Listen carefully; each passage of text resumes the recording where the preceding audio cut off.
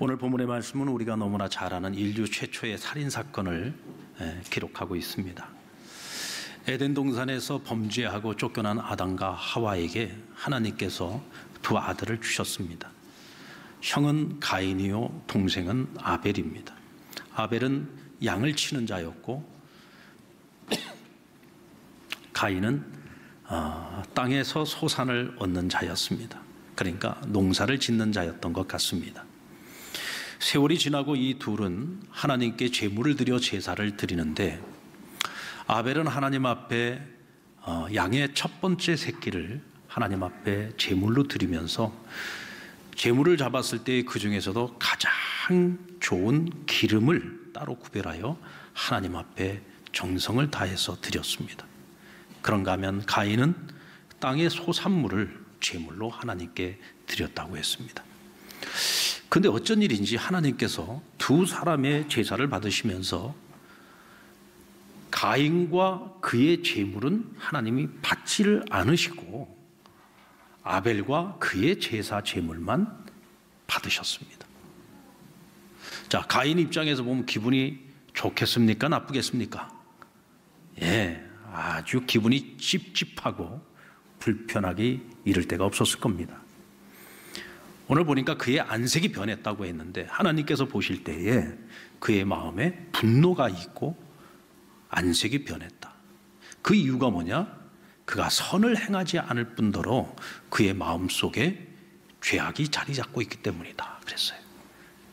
그래서 하나님께서 그에게 내 마음 안에 있는 죄를 다스려야 된다.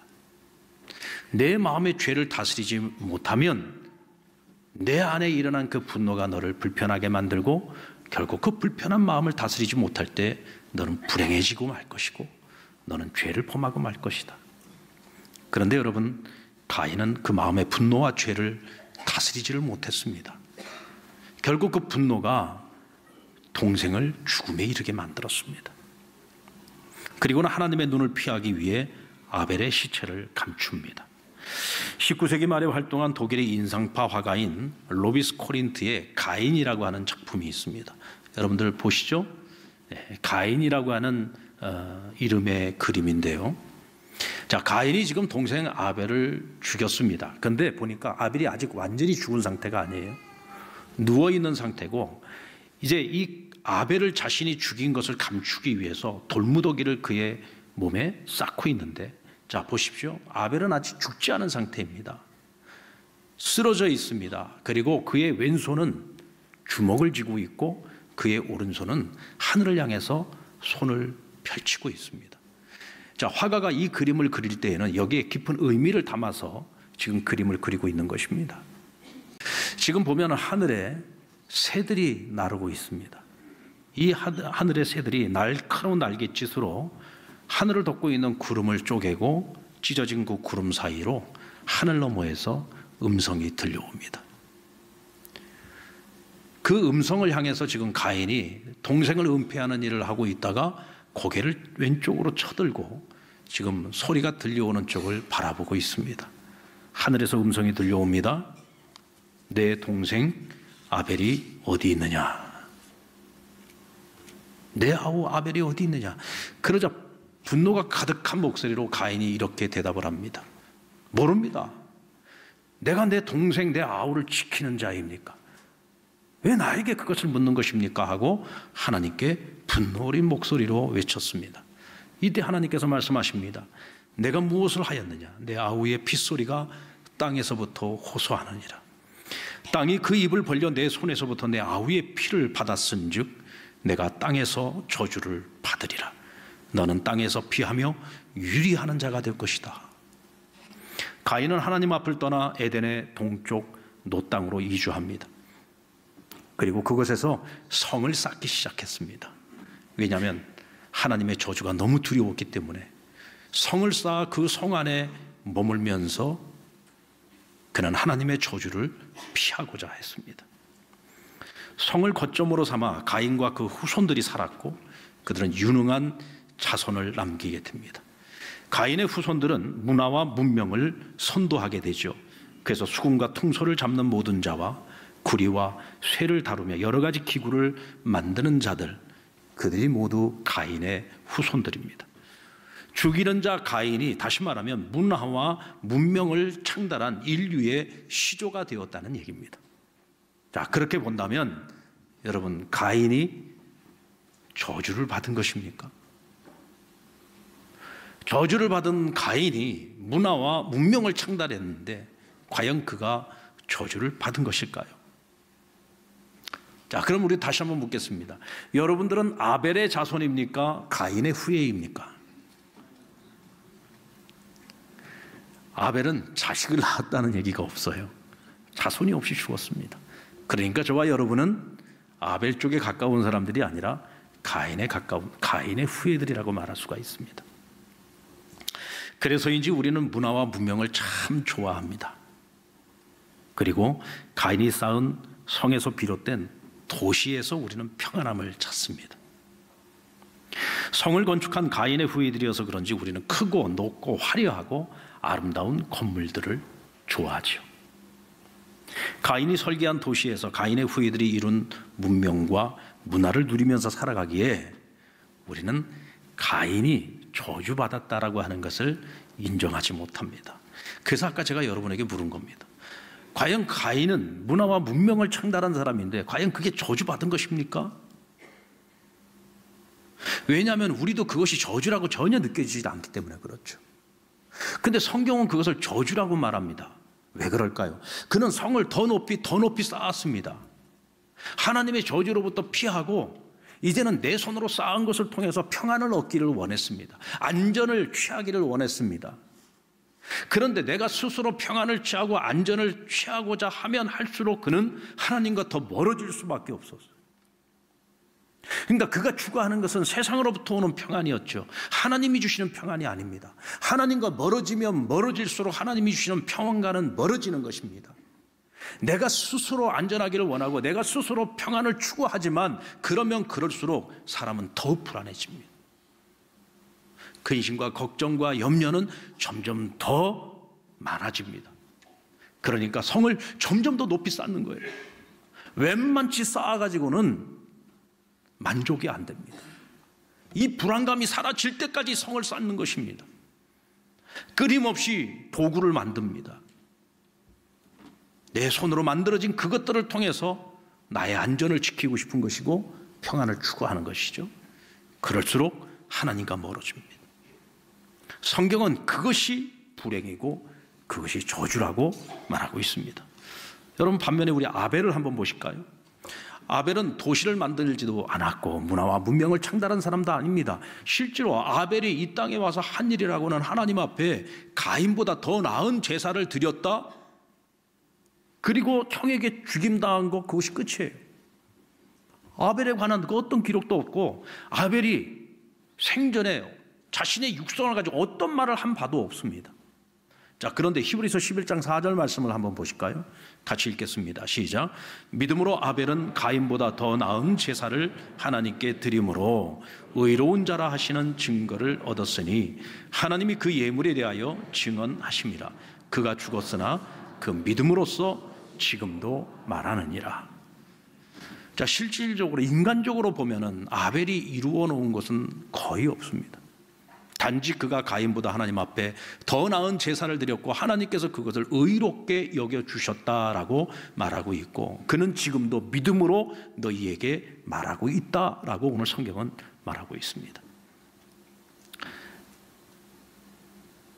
여러분, 아벨이 지금도 말하고 있다는데 대체 우리에게 무엇을 말하고 있는 것일까요?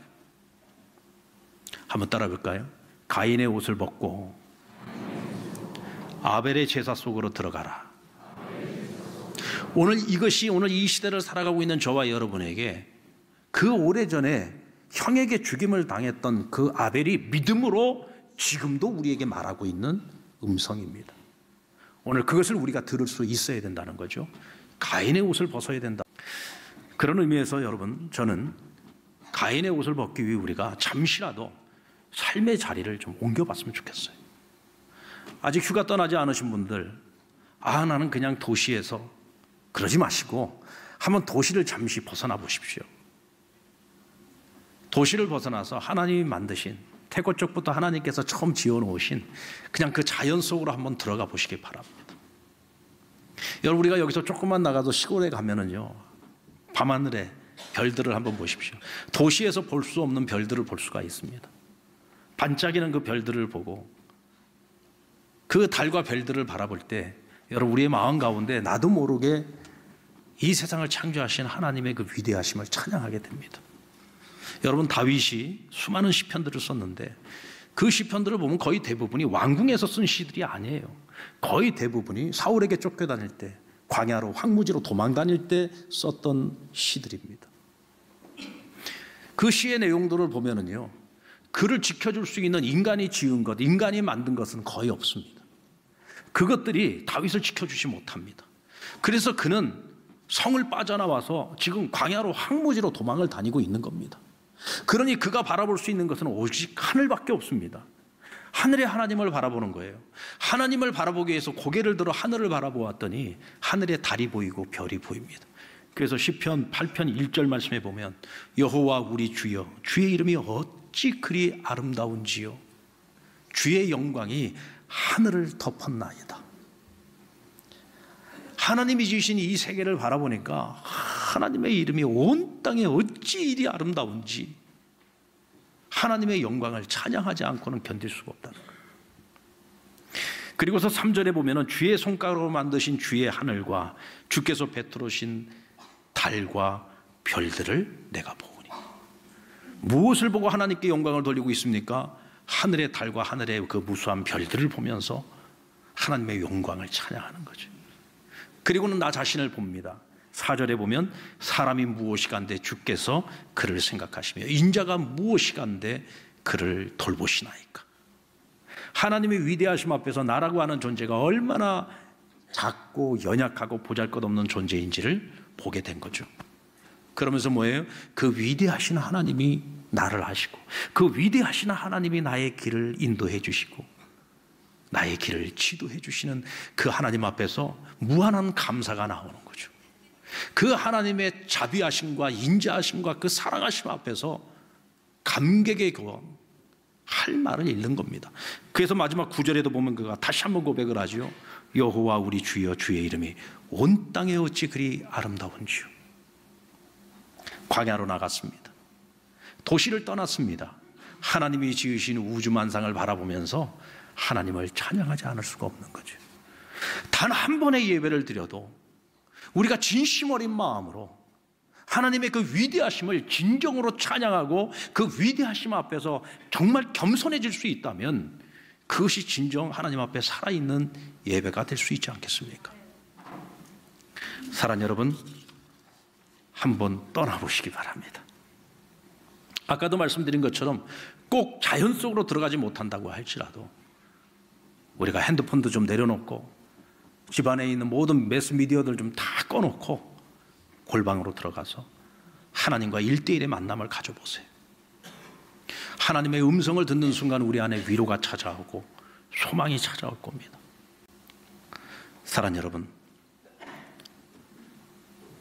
인간이 철벽을 쌓고 아무리 높은 성을 쌓는다고 할지라도 하나님과 멀어진 사람의 마음에는 평안이 없습니다.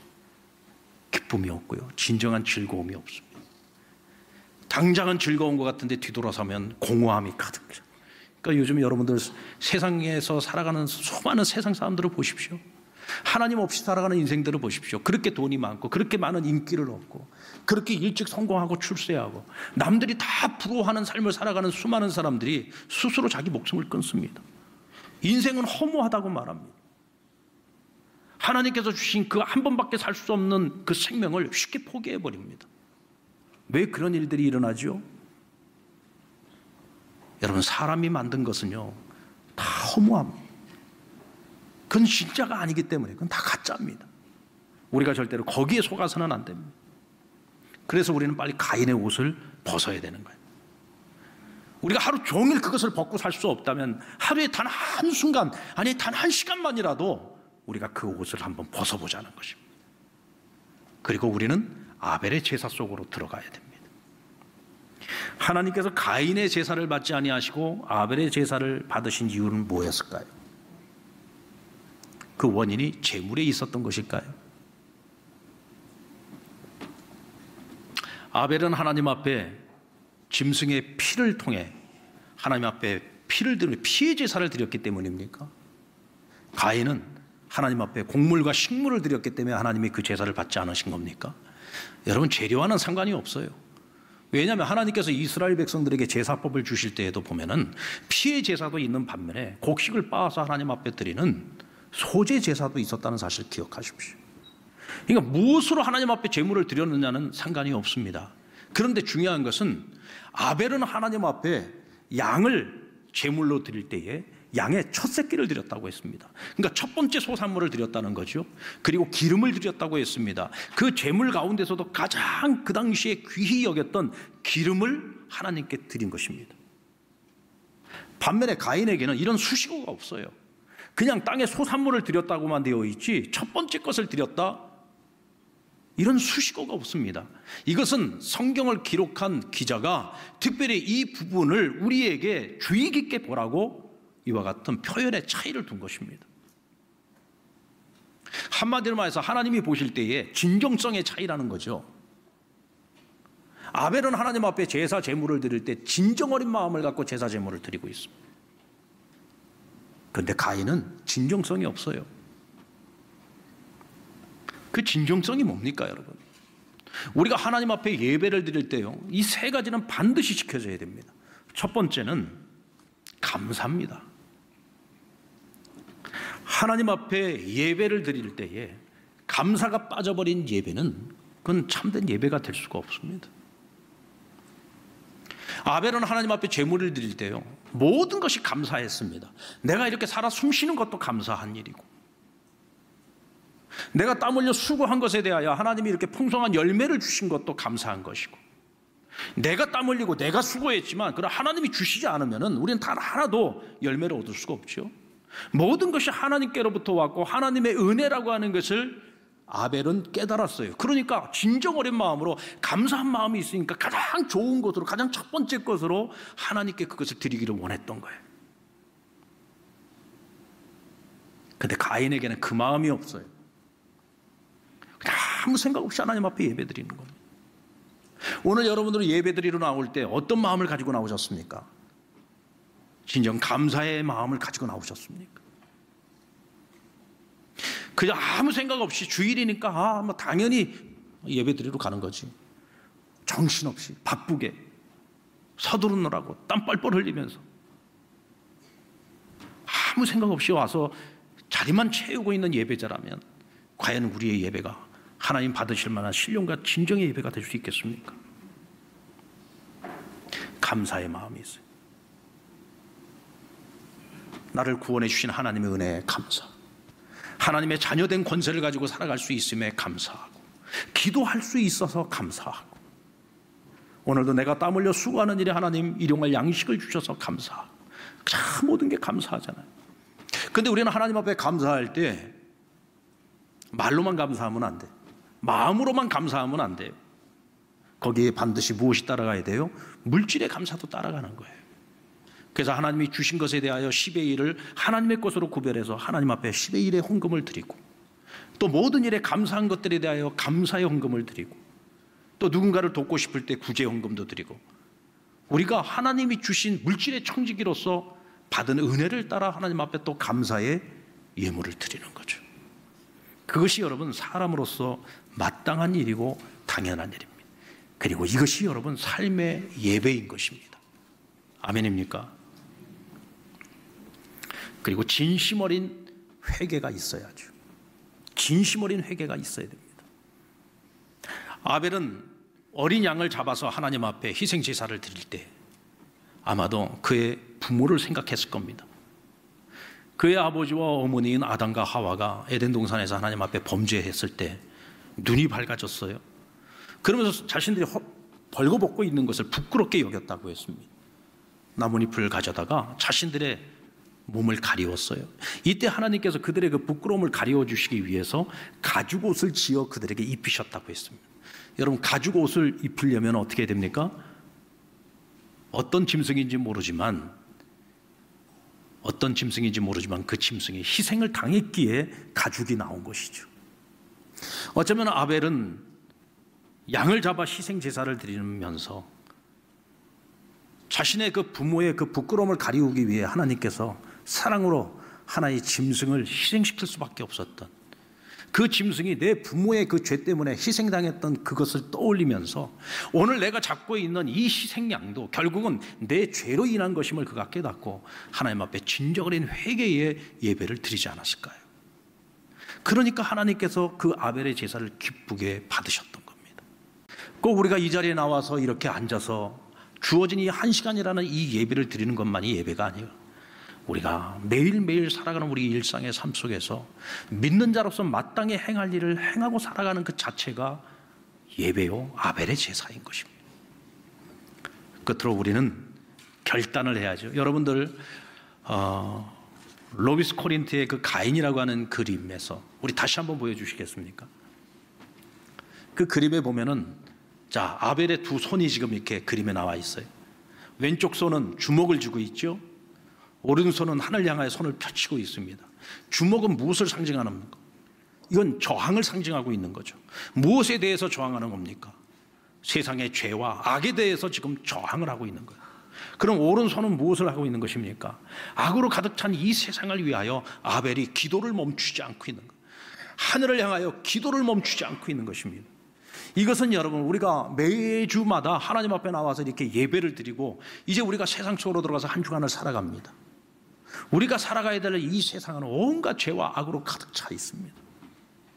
그래서 우리 믿는 자들은, 그리스도인들은, 거룩한 하나님의 백성들은 이 죄와 피 흘리기까지 저항하며 싸워야 할 뿐만 아니라 이 세상, 죄로 얼룩진 이 세상을 위해서 우리는 끊임없이 멈추지 않고 기도하는 아벨의 삶을 살아가야 된다는 거예요. 그래서 우리는 살인을 하는 가인의 손이 아닌 사람을 살리고 생명을 살리는 아벨의 손으로 우리는 살아가야 되는 거예요. 그와 같은 삶을 결단하고 세상 가운데에서 그와 같은 삶을 실천하면서 우리가 살아갈 수 있을 때 우리는 아벨의 제사 속으로 들어가는 삶을 살아갈 수 있는 것입니다. 사랑하는 여러분, 다시 한번 따라할까요? 가인의 옷을 벗고 아벨의 제사 속으로. 우리는 이미 아벨의 제사 속으로 들어왔습니다. 이제 어떻게 아벨의 제사의 삶을 실천할 것인지 우리가 진심 어린 감사와 회개와 결단의 삶을 통해서 오늘 저와 여러분이 아벨의 삶을 살아낼 수 있기를 주의 이름으로 축원합니다.